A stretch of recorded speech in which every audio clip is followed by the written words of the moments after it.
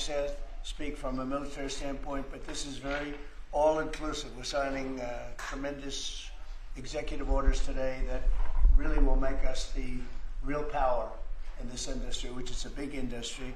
Doug, why don't you go ahead? Well, thank you, President Trump. This is a huge day for the nuclear industry. Mark this day on your calendar. This is going to turn the clock back on over 50 years of over-regulation of an industry. American greatness has always come from innovation, and we were very innovative. We led post-World War II in all things nuclear, but then we've been stagnated. We've choked it with over-regulation. Today, Will is going to walk us through a series of 4 executive orders. Each of these help attack separate issues that have held back this industry. And with us today, we've got a number of CEOs from the industry representing some of our largest nuclear providers, but also a big change. This is a time when capital and competition has finally come to this industry. We've got venture capital, we've got startups coming into all aspects of small modular nuclear, and we've also got an EO that's talking about the importance of us having a secure supply chain of being able to get that fuel load here in the United States as opposed from foreign sources. This has impacts on national security, on our defense, and again, President Trump here today has committed to energy dominance. And part of that energy dominance is that we've got enough electricity to win the AI arms race with China. What we do in the next 5 years related to electricity is going to determine the next 50, because this is the first time in history where electricity can be translated into intelligence. And we need that intelligence for every aspect of our economy, but also for defense. Pete Hegseth in the Department of Defense has been a key part of this, and this is going to help us make sure that we're providing the defense we need, where we need that AI, need the electricity, but also to secure our bases here at home and around the world. Secretary? Sure, I'll just add to that before going to Will. Energy security is national security. If we don't have reliable energy for our basing, for our troops, whether forward deployed or domestically, we're vulnerable. So by having small modular nuclear capabilities, which are rapidly being fielded, that we can use on our bases here and around the world, we're creating an environment where if things happen elsewhere, the military can be relied upon. Also, we're including artificial intelligence into everything we do. If we don't, we're not fast enough. We're not keeping up with adversaries. You need the energy to fuel it. Nuclear is a huge part of that, modular or otherwise. So we're going to have the lights on and AI operating when others do not, faster than everybody else because of nuclear capability. So this is a big game changer for us as well. And we're also talking about the big plants, the very, very big, the biggest.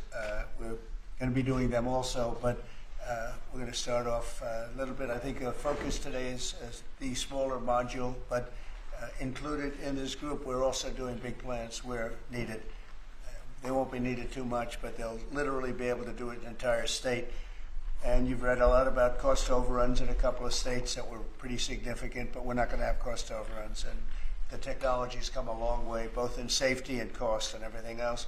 Would a couple of you guys like to talk about your companies, and you want to say anything? Joe, why don't you kick it off? Sure, my name's Joe Dominguez. I run Constellation Energy. We have about 25% of the nation's fleet. We're the largest publicly traded nuclear company in the world. We're in the middle of a merger with Calpine, and once completed, we will be the largest electric producing company in the world. About enough power to produce, to cover all of Mexico, actually. I didn't know that. When we talked, you were so modest. I can't believe it. That's normally not said about me, Mr. President. I'm very impressed. Go ahead. So you think it's got a great future? Yeah, well, absolutely we do. And the big change here is not only the technology has come around, but we have some of the largest companies in the world, the hyperscalers, who need this energy for AI, who are now working with us to fund the development and construction of the next generation nuclear. Nuclear is a 24/7 resource. These data centers run 24/7. Some of them will cost $200–300 billion, and they want to run them all of the time. So we can't use intermittent resources. We need something that's always on, 24/7, and nothing does that better than nuclear. The problem in the industry has historically been regulatory delay. Mr. President, you know this because you're the best at building big things. Delay in regulations and permitting will absolutely kill you because if you can't get the plant on, you can't get revenue, and the interest costs are horrible. We're wasting too much time on permitting, and we're answering silly questions, not the important ones. For example, let me give you an example. In 3 places in this country, we're trying to license new reactors at sites that already have reactors.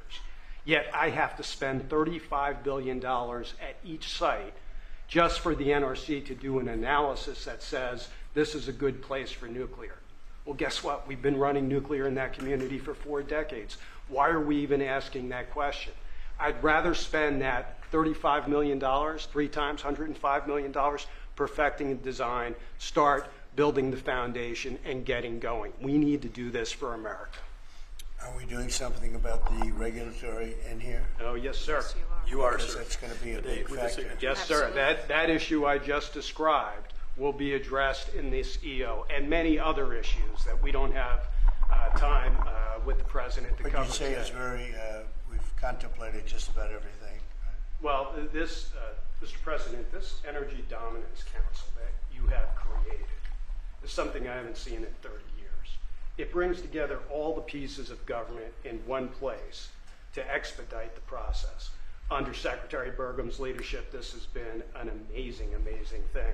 It used to be the case that I have to run to about 5 different places in Washington to get one answer. That's great. And now it's all together in one place. So all I know about Secretary Burgum and Secretary Wright is if we haven't gotten it right, we'll get it right shortly, and there'll be another That's order good. for you to I'm sign. glad But they're thank you addressing- so much for I'm your glad they're leadership. addressing. You were going to say something? Go ahead. Well, I was just going to say commercial nuclear, a bit of an unsung hero. And I just want to thank you, Mr. President, Secretary Burgum, Secretary Wright, for bringing this attention to commercial nuclear.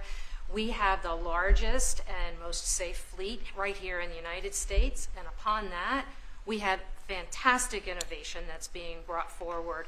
And it's going to come in all shapes and sizes. And it's going to actually be coming through some of these companies that you see represented here. We're going to have great jobs, we're going to have wonderful energy, and we're going to be ready. So thank you, Mr. President, you. for Very leaning good. in. Appreciate it. Great job you've done too. Jake? How about talking about your company and the job you're going to do? Yes, thank you, Mr. President. Well, first of all, a little MIT nuclear connection that goes back. I know familial for you. So, yeah, we're working on small reactors. I'm Jacob DeWitt, CEO, co-founder at Oklo. Working on small next-generation reactors that take technology America invented, developed, and pioneered and bringing it to the market after it sat on the shelves of history for about 40 years. And it's because of the actions that you're doing today that are going to help unleash that. Changing the permitting dynamics is going to help things move faster. We're seeing private investment flow into this space like we've never seen before. We went public about a year ago, and one of the most successful actually go public outcomes for a transaction like that for a small nuclear company, because the market needs this and wants this. And under your leadership, creating the Dominance Council, I mean, it's hard to overstate the value of that. And nuclear is a manifestation of energy dominance. In fact, a golf ball of uranium metal, which this is not, but it's a golf ball, has enough energy content in it to power your entire life's energy needs. I mean, it doesn't get any better than that. And to get back to building, nuclear uses the fewest materials, right? The least amount of concrete, of steel, of fuel for amount of energy it produces. So it should be the cheapest, the most scalable, the most sustainable, just like you mentioned, Mr. President, about the importance of doing that, right? The physics are on our side, and these things help unleash this innovation to actually realize that. So it's never been more exciting. Very exciting indeed. Go ahead, please. And I'm Scott Nolan, CEO of General Matter. We're an American enrichment company trying to bring back the U.S.'s lead in producing nuclear fuel. So just like car engines need fuel, nuclear reactors need fuel. Right now, the U.S. is completely dependent on other countries to make the key step of enrichment in this fuel. And these executive orders are going to pave the way for the U.S. to regain its lead. So we really appreciate it. Will you be doing the AI plants? Because we have a lot of them going up now, and or soon going up, and they need tremendous electricity. Are you going to be involved in many of these plants? Yes. Will a lot of them be using nuclear, or some are using oil and gas, some are using different things? But Many of them will be, I think. or it just makes a lot of sense. Nuclear is a perfect solution, and that's where most of them are interested. Good luck. Thank you. That'll be great. It's going to be, yes. Okay, Will, please. The first executive order we have for you relates to the issue that Secretary Hegseth was speaking to, which is the need for incredible amounts of power at defense installations and also in AI-focused installations. What this executive order will do is speed up the approval and adoption process for specialized nuclear reactors at these sorts of sites. It also involves the Department of Energy making available the necessary fuel stock. It also creates a special envoy position and a strategy around nuclear technology export, the idea being that we can grow American industry on the back of foreign purchasers who are interested in this sort of technology as well. I'm just thinking, as you say that, I just said, what about auto pens? Could I use an auto pen? What did Biden do? Did he have an auto pen at the desk? Nuclear powered. No, he didn't do events like yeah, he used nuclear power. You know, he didn't do events like this, I guess. It's all right. Otherwise, you walk into the other side of the room, have an auto pen sign it, right? Here it is. It's phase one. Very big phase, very important phase.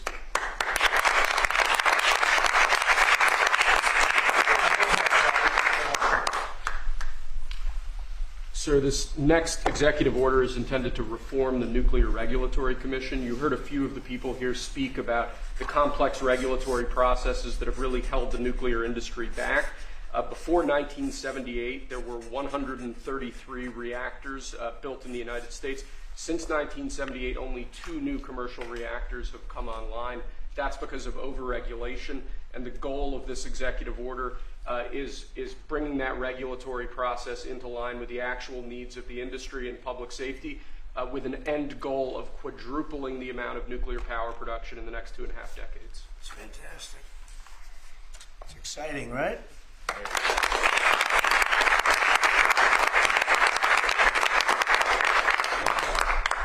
There you go. This next executive order relates to nuclear reactor testing, sir. The degree of overregulation and governmental inaction in this space in particular has had the effect of throttling development of new, highly modernized nuclear reactors that could really revolutionize the field of nuclear power generation. So this executive order, it orders a revised regulatory process to speed this whole process while preserving, obviously, core safety concerns. It also creates a new pilot program with an expectation that we will have 3 new experimental reactors online by July 4th next year. It's amazing. That's exciting.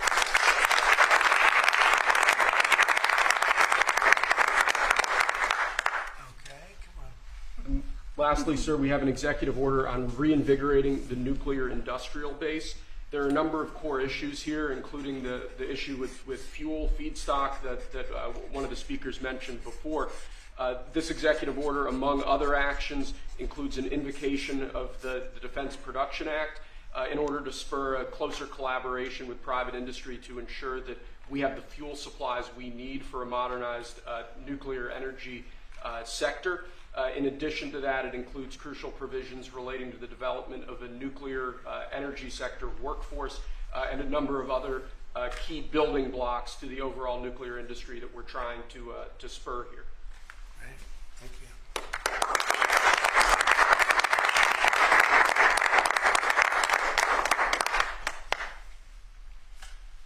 We have one more for you here, sir. This doesn't directly relate to nuclear energy, but it's on a similar subject. This executive order is entitled Restoring Gold Standard Science. One of the issues that we've had in recent decades is that government policy has been made on the back of junk science, scientific studies and findings that have included conflicts of interest or scientific misconduct.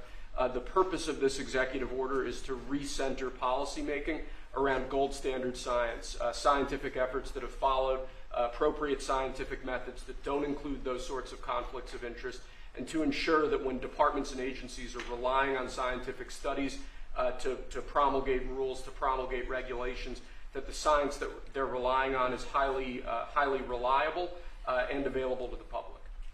He did a very good job, didn't he? He did. How many people here could have done that? I don't know. I think a lot. Thanks. Good job, Will. Thank you, Mr. President.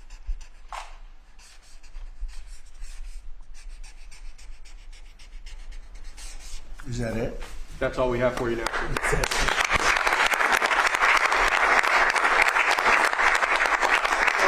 Do you have any questions for these brilliant people? They are brilliant people, actually.